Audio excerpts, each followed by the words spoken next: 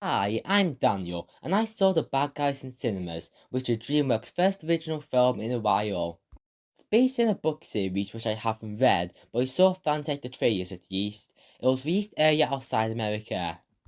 Well, how the turntables from the days where film were released a month later in the UK. I once again brought up my video about animated films 2022, but in short, I was excited for this because it looked new and great. Now it's out. Bad guys trying to be good guys make a good or bad film. Story is about a group of bad guys who regularly steal from banks, but when trying to heist an award to keep a legacy, they get caught. Mr. Wolf then devises a plan to pretend to go good, but he starts doubting things. The description isn't super original, but it is well executed with the pacing that is well developed. Also, there's more to it than that, where we all twist and characters outsmart each other. There's a style to this movie that isn't typical to usual, and it works at establishing its own identity. The universe is another film with anthropomorphic animals that fit their personality, but they coexist with humans here this time, unlike others. Except maybe the police officer, the animal characters are the only ones with focus here, but it's still something different. It has commentary on stereotypes and societal expectations, but it's not a main element. There are similarities to Sue film, I will continue to call it that, and both lack subtlety. But here it's barely a problem because it's more focused on being a fun film. Action scenes are intense and not overplayed, and it's entertaining to watch. If I had to say a problem, the ending is a bit rushed. I like the climax, but Act 1 is easily the best part. Here the end is clever twists and conclusions, but then it's like, is that it with how it ends? Also not immune from the cliches of animated films.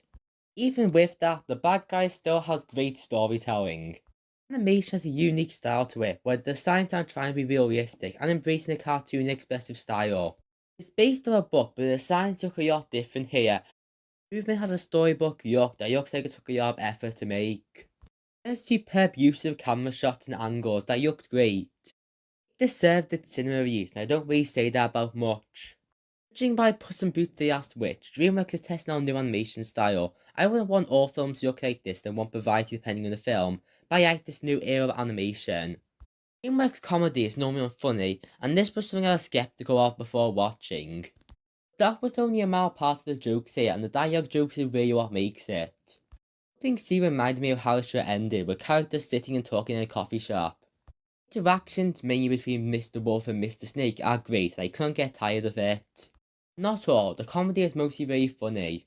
Going through the characters in a spoiler-free way, Mr. Wolf is great and masters practically every scene he is in.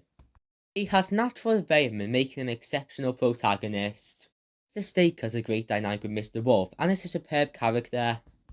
The three are on the side and the main focus is on them too. However, they still feel like individual characters that add a lot to the movie, when normally they'll be bouncy empty placeholders. There's two other notable characters. Marmalade is interesting, but two things. One, his voice actor always does the same voice, so I could just hear Alva Gunnarsson from Disenchantment. It was distracting, and I want to point out something, but I can't without spoilers. Two, his role is a bit predictable and on the nose. He's not bad, but probably the weakest main character. Diane Foxington is another great character, and the reveal makes sense but is not predictable. Characters are great here. Also, the song Good Tonight is good. Well, I'm probably gonna get into it, yeah, but it sounds like the ugly truth from Ugly Dolls. Anyway, this is an amazing film with so much I liked in it that the minor problems are very there. Conclusion, I give The Bad Guys an out of 10 and strongly recommend. It's the best film in quite a while, and although it's in cinemas currently, it's worth it. Even so, digital releases aren't far off anymore, and I recommend giving it a watch at some point. It takes your interesting turns while being funny with incredible animation. I was expecting a good film, this was even better than that. I mean, I don't want to do this immediately after watching something, but I'll be up for a sequel or show continuing this. First, Dreamworks should make more originals, like these Untitled ones. I'm hoping for the studio to get a good future, and I plan to review each new release from the main four studios. Disney, Pixar, Illumination, Dreamworks. The end.